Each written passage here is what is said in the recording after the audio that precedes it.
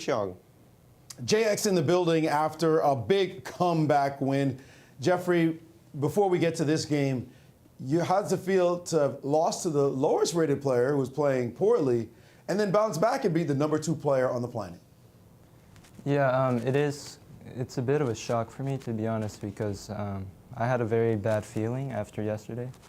And coming into today, to be honest, I didn't have much ambition. So, you know, I didn't prepare too much, just played knight f3, g3 and see what happens. And yeah, I mean, I feel very lucky because, especially considering how the opening went, I felt I didn't really have any, I didn't really deserve to win. He did seem like he came after you, all guns blazing. Let's take a look on the screen at this position. When he played the move a5, did you feel like, okay, the guy thinks he's got to beat me, even with the black pieces? No, I think he was actually just playing what he thought was objectively best. I think the a5, a4 inclusion, I feel like is good for black in general. So I tried to improvise with bishop g5, knight c1, but I think it's not a very good idea because, yeah, in the game, I think it's already just worse for me. And yeah, this position was supposed to be not so great. You had to play bishop f3. That must have been not a move you wanted to do. Yeah, bishop f3 to set up knight g4. The good thing is it's a very bad bishop, so I want to trade it with bishop g4. So maybe it's not such a useless move.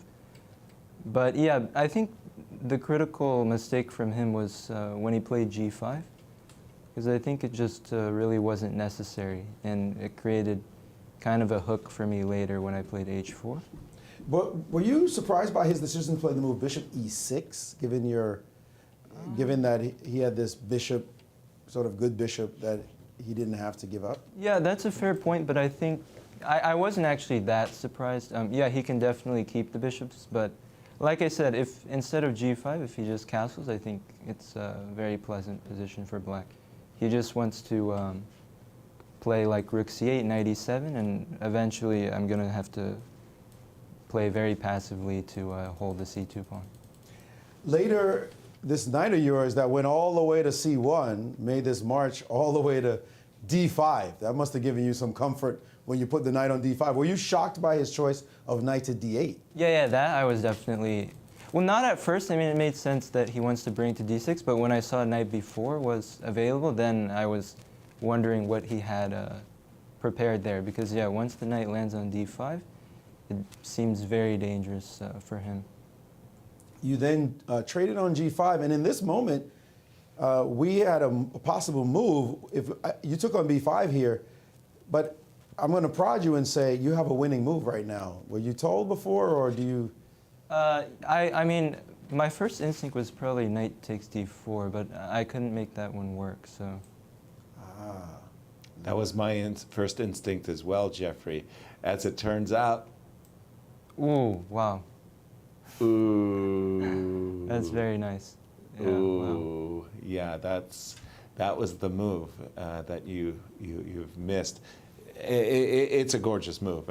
We would have called security on you. No, stop it. You could see moves like that. Right. Knight h4 was winning on the spot, it turns out. Mm-hmm. Somehow you got yourself to this position. Did you realize how strong a move rook a6 was? Not at first, but yeah, once I figured out rook af1, rook d8 was fine for him, I needed to look for something else. Right. And yeah, I always have ideas of, you know, knight d2, knight e4, but I think rook a6 is just a great inclusion because, like, maybe the idea is to provoke king g7, rook a7. Mm-hmm. He has to go king g8 back, and now knight d2 is already very powerful. That was exactly what Alejandro thought as well, that this would end up freezing you completely.